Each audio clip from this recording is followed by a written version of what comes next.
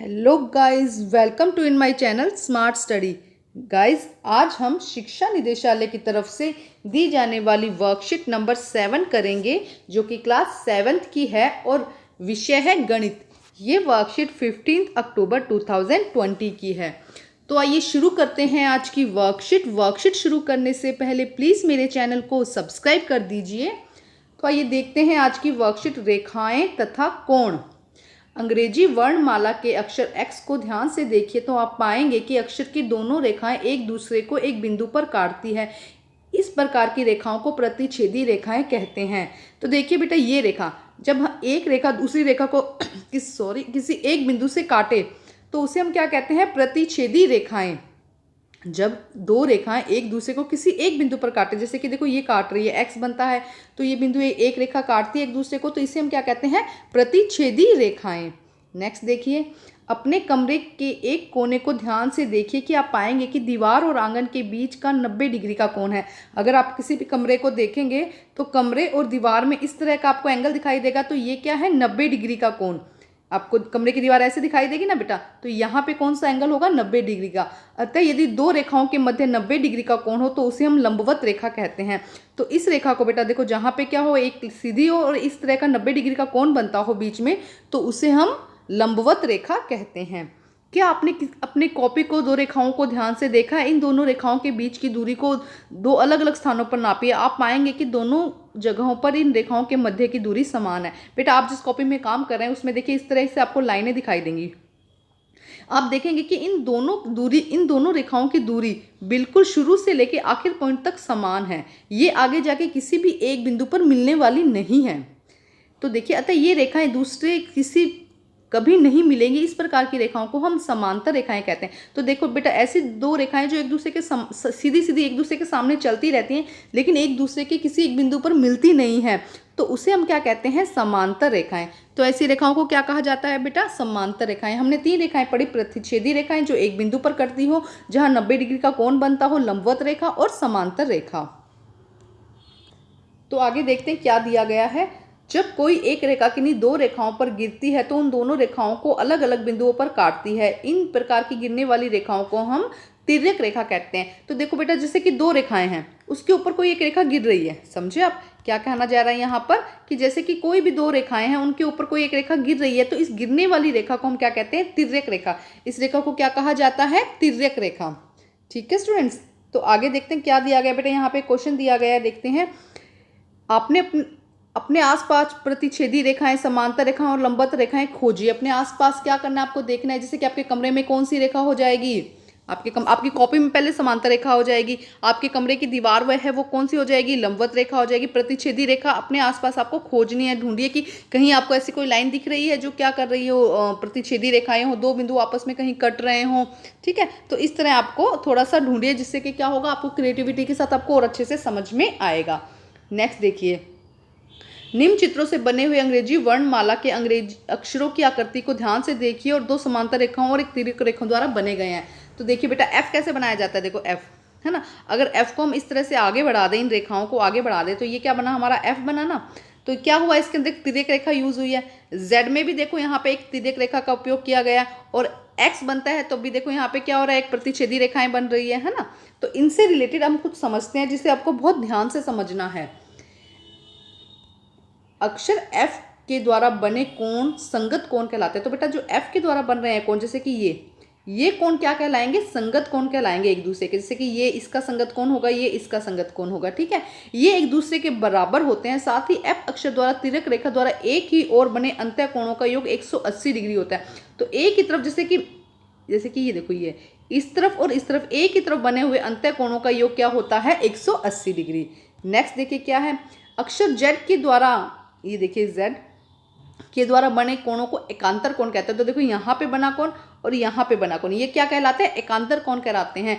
जब रेखाएं परस्पर समांतर होती है तो ये एकांतर कोण अंतः कोण के बराबर होते हैं। अगर ये जो रेखाएं दिखाई दे रही है ये समांतर हैं, तो इनका मान किसके बराबर होता है? अंतः कोण के बराबर होता है। अक्षर x, ये देखिए अब हमको क्या दिखाई दे रहा है?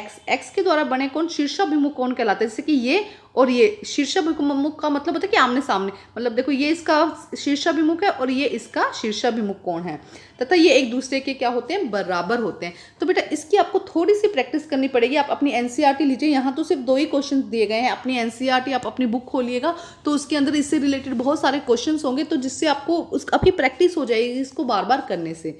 ठीक है, अब हम करते हैं इसके क्वेश्चन आंसर जो आपकी बुक में दिए गए हैं। तो देखिए सबसे पहले आकृति 1 में, बेटा देखो आकृति 1 में 4, 1, 3, 2 कोण दिए गए हैं, 8, 5, 6 और 7 इस तरह से कोण दिए गए हैं। तो आपको क्या करना है, संगत कोणों के युग्म बनाने हैं कि इनके अंदर कौन से कोण संगत कोण है। तो संगत कोण कौन से थे, अभी हमने देखे थे यहाँ पे कि जो यहाँ पे एफ शेप में बन रहे हैं ये क्या हो जाएंगे, संगत कोण। इसी तरह शीर्षाभिमुख कोण बताने हैं, एकांतर कोण बताने हैं और तिर्यक कोण, तिर्यक रेखा की एक ओर बने अंतः कोणों का युग्म बताना है। तो आइए करते हैं बेटा इसका आंसर हम।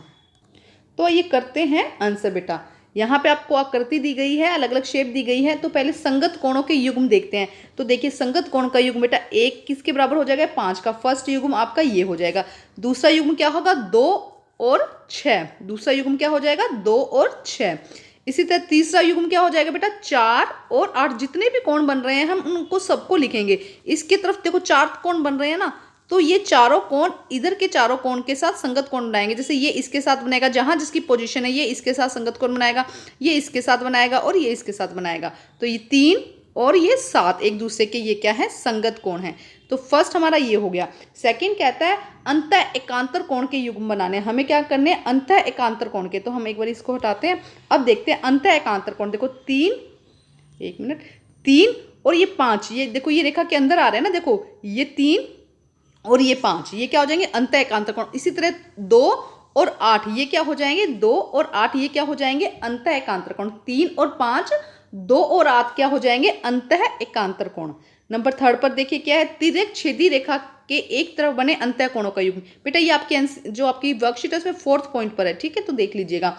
तिर्यक छेदी रेखा के एक तरफ बने अंतः कोणों का, इसको समझा देती हूँ। देखो इसमें क्या होगा, तिर्यक छेदी रेखा के एक तरफ बने अंतः कोणों का युग्म। तो 3 और 8। अब यहाँ पे देखो 2 रेखाएं, अभी हमने क्या लिया था कि एक ये वाला कोण लिया था, एक ये वाला कोण। अब हम क्या ले रहे हैं, 3 और 8, मतलब दोनों एक के अंदर की तरफ हैं। 3 और 8, 2 और 5 ये क्या हो जाएंगे, तिर्यक रेखा के एक तरफ बने कोणों का युग्म।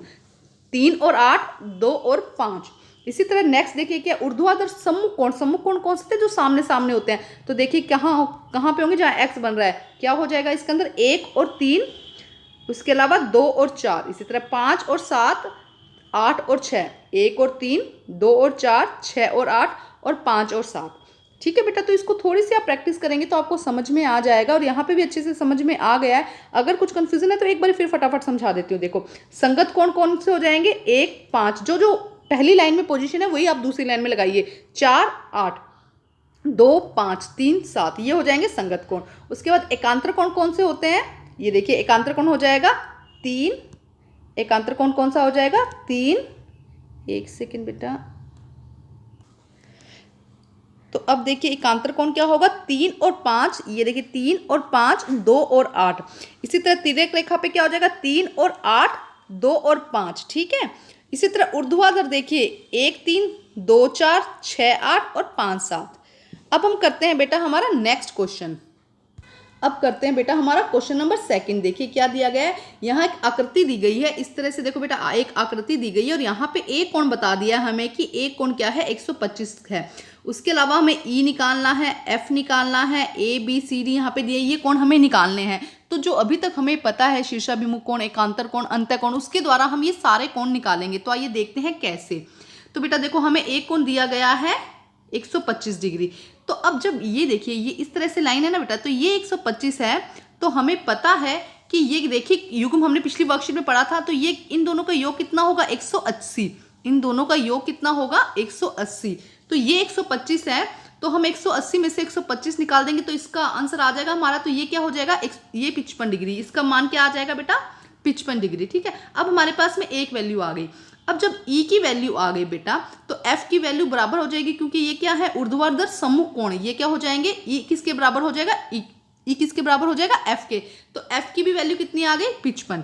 एफ की भी वैल्यू कितनी आ गई हमारे पास में 55। अब हमारे पास में यहाँ पे इसकी वैल्यू कितनी हो गई 125 और यहाँ एफ की वैल्यू 55 हमारे पास में आ गई। अब देखते हैं नेक्स्ट, देखिए अब हम इस तिर्यक रेखा जो अगली लाइन पे जा रही है उसमें देखेंगे। देखो ए और एफ बराबर होंगे, क्यों? क्योंकि ये क्या है, एकांतर कोण। देखो हमने कहा था ना एक्स बन रहा है, देखो जेड की शेप बन रही है ना यहाँ पे, तो ए और एफ बराबर होंगे तो ए की वैल्यू भी कितनी हो जाएगी 55। ए की वैल्यू कितनी हो जाएगी 55। अब देखो अब फिर ये इस तरह से लाइन आ रही है, तो a प्लस बी का मान, यहाँ पे हमें a की वैल्यू पता चल गई तो दूसरी का वैल्यू हम निकाल लेंगे। a प्लस बी कितना होगा 180। थोड़ा सा बेटा प्रैक्टिस की जरूरत है। a प्लस बी क्या हो जाएगा 180 डिग्री। तो अगर ये 55 है तो ये कितना हो जाएगा 125 डिग्री, सॉरी ये कितना हो जाएगा 125 डिग्री। ठीक है स्टूडेंट्स, अब देखिए नेक्स्ट क्या होगा, ये 125 डिग्री हो गया हमारे पास में, b की वैल्यू भी हमारे पास में निकल गई, ये कितना हो गया 125 डिग्री। सारे कोण 125 और 55 के बीच में ही आएंगे बेटा। अब देखिए a और c क्या है, एक दूसरे के ऊर्ध्वाधर सम्मुख है, और b और d भी एक दूसरे, थोड़ा सा देखो यहाँ पे देखो बेटा क्या कह रहा है, a और c क्या है एक दूसरे के ऊर्ध्वाधर है, तो a और c बराबर जो हो जाएंगे, b और d भी एक दूसरे के क्या है ऊर्ध्वाधर है, तो ये भी क्या हो जाएंगे बराबर हो जाएंगे। तो ये कितना था 55 था, तो हमारा ये भी कितना हो जाएगा 55, ये 125 था, तो हमारा d भी कितना हो जाएगा 125। ठीक है बेटा, थोड़ा सा ध्यान से समझिए इसको। देखिए अब हम देखते हैं हमारे सारे कोणों के मान कितने आए। तो सबसे पहले a का मान कितना आया था 55, ठीक है, b का मान कितना आया 125, c का मान कितना आया, ये देखो c a के बराबर होगा तो ये भी 55, d का मान कितना आया, ये b के बराबर था इसलिए 125, और f का मान कितना आया, e का मान निकाला हमने, e का मान कितना आया 55 और f का मान कितना आया 55, हमारे 55। तो बेटा थोड़ा सा ध्यान से इसको करिएगा तो आपको समझ में आ जाएगा। तो बेटा आज की वर्कशीट कंप्लीट होती है, वर्कशीट कंप्लीट करके अपने टीचर से चेक कराइए, और प्लीज़ मेरे चैनल को लाइक कीजिए, सब्सक्राइब कीजिए और शेयर कीजिए। Thank you.